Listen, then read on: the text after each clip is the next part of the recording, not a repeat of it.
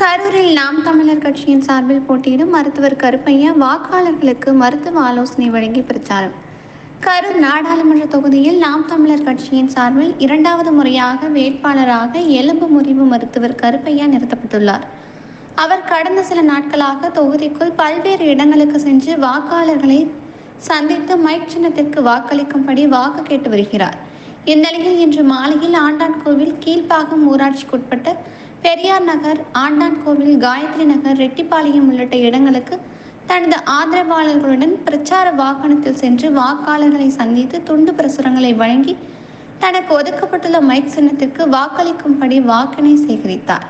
அப்போது ஆண்டான்கோவில் பகுதியில் நடக்க முடியாமல் கால் வீக்கத்துடன் இருந்த முதியவருக்கு கால் வீக்கம் குறித்து கேட்டறிந்ததுடன் எதனால் இல்லடி ஆச்சு என கேட்டதுடன் ஆலோசனைகளை வழங்கினார்.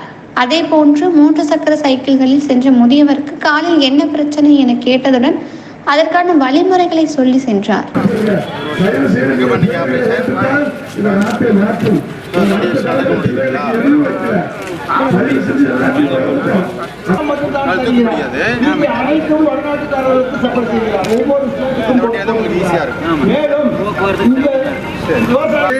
ரேஷன் கார்டும் வாங்கிக் கொண்டு வீடும் நிலமும் கருவில் எடுத்துக்கிட்டீங்கன்னா பாதி பேர் இன்னைக்கு அவனுக்கு தான் சொந்தக்காரங்க.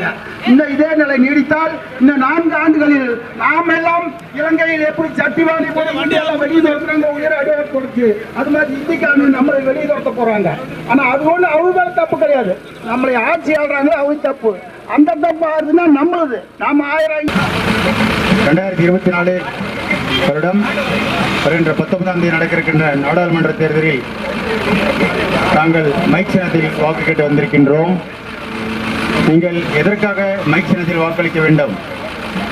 இதுவரையில் நீங்கள் வாக்களித்த திமுக, அதிமுக, காங்கிரஸ், பாஜக போன்ற கட்சிகள் மக்களின் இயலாமையையும் அறியாமையும் பயன்படுத்தி அவர்கள் சொந்த நலனுக்காக நாட்டை கொள்ளையடித்துக் கொண்டிருந்தார்கள்.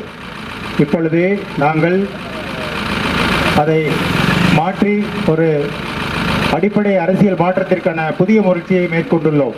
அதற்காகத்தான் நாம் தமிழர் கட்சியின் அனைத்து உறவுகளும் சிரமப்பட்டுக் கொண்டிருக்கின்றோம். உங்களுக்காக நாங்கள் அதிகாரத்துக்கு வரும் பொழுது உங்களின் குழந்தைகளுக்கு இலவச கல்வி, தரமான இலவச மருத்துவம், படித்த அனைவருக்கும் வேலை, படிக்காதவர்களுக்கும் அரசு வேலை என்ற புதிய கோட்பாட்டோடும் புதிய விளக்கத்தோடும் நாங்கள் உங்களிடம் வாக்கு கேட்டு வந்துள்ளோம். எங்களை ஆதரித்து எங்களை பெருமளவில் வெற்றி பெற செய்ய வேண்டும் என்று கேட்டுக்கொள்கின்றோம். உங்களின் எதிர்கால சந்ததிகள் நிம்மதியாக வாழ வேண்டுமென்றால், இந்த பூமி நம்மிடம் இருக்க வேண்டுமென்றால், எங்குள்ள நீர்வள, நிலவள, கனிம வள கொள்ளைகளை தடுக்க வேண்டுமென்றால், உங்களுக்கு எப்பொழுதும் நீர்வளம் குறையாமல் தண்ணீர் பற்றாக்குறை இல்லாமல் இருக்க வேண்டுமென்றால் நீங்கள் வாக்களிக்க வேண்டிய சின்னம் மைக் சின்னம். செந்தமிழின் சீமான் அவர்களின் சின்னம் மைக் சின்னம். வருகின்ற